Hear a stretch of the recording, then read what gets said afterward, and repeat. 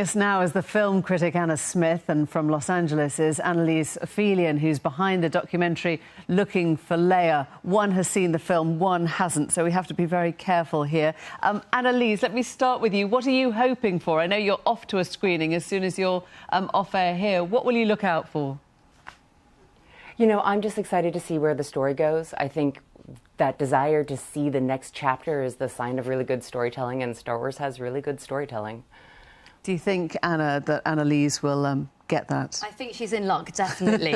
I was really pleased with this latest instalment in the series. I think it's thrilling, it's exciting, it's good mainstream blockbuster. A lot of characters jostling for space, but a lot of them are really well developed, and especially the female characters, as you alluded to earlier. I was really pleased to say lots more female characters and more diversity as well. And when you were coming out, were the critics that you were with, or the audience you were with, pretty unanimous, or was there a lot of divergence? There was applause at the end of the press screening, which doesn't happen very often, so that's definitely a good sign. I think some were stronger on it than others, but in general it's been a very positive critical response. What is it, Annalise, about Star Wars that set you off, of course, on your documentary, that takes people's childhood memories and really can, you know, play with fire in what it does with them? Well, Looking for Leia is looking at the phenomenon of Star Wars fandom from the perspective of girls and women who love the franchise. And so I'm one of those sort of class of 1977 folks. I saw the film, the original film, in the theater when I was 4 years old. In a lot of ways, Star Wars has always been a part of my life. And I think it's one of these central cross-cultural mythologies. I think we can all read ourselves into this story of escapism and adventure, of outsiders fighting their way in, a family of choice. There's a little something for everyone, and at this point, every generation has a Star Wars story, because we've now got 40 years worth of films, so it's intersected with so many different generations, childhoods now into adulthoods. It's amazing when you think of it as 40 years, and there have been some sort of disasters in the middle of that. Do you think this is a proper love letter to the fans? I think so. It retains the true spirit, I think, of the original series. While developing it, I think Ryan Johnson, director, has done a very good job in putting his own stamp on it, but remaining very faithful and loyal to that tone. So there is something for fans and people new to the series as well. And Annalise, when you look and you see, for example, the Porg merchandise is already out there, do you... I mean, for you, it has a very sort of strong female message, but, you know, does it ever feel that all the kind of branding of it gets in the way?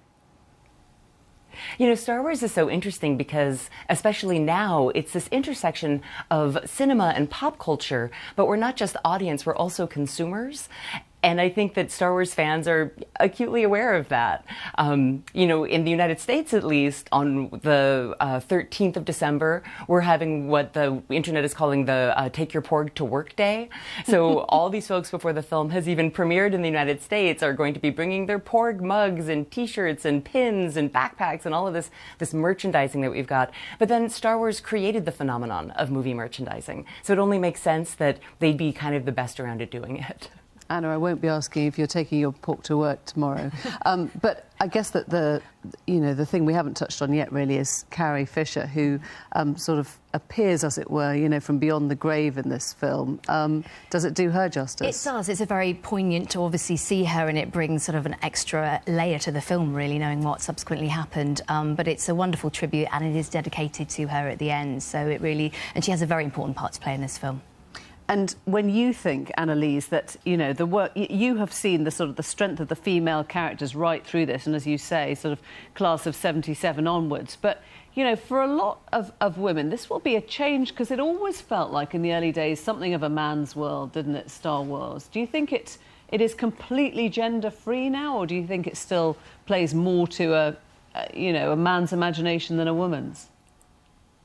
I think that it's always played, I think science fiction and fantasy as genre have always been equally accessible to folks of all gender orientations. I think we're seeing the cultural permission to express that fandom shift, and that's really powerful. I'm talking to all of these women who consistently tell me these stories about their lifelong fandom or geekdom, but that it's only recently become sort of socially sanctioned and acceptable to show that off.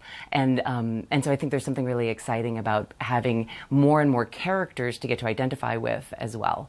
It's great to have you both here. Thank you very much indeed. Thank you.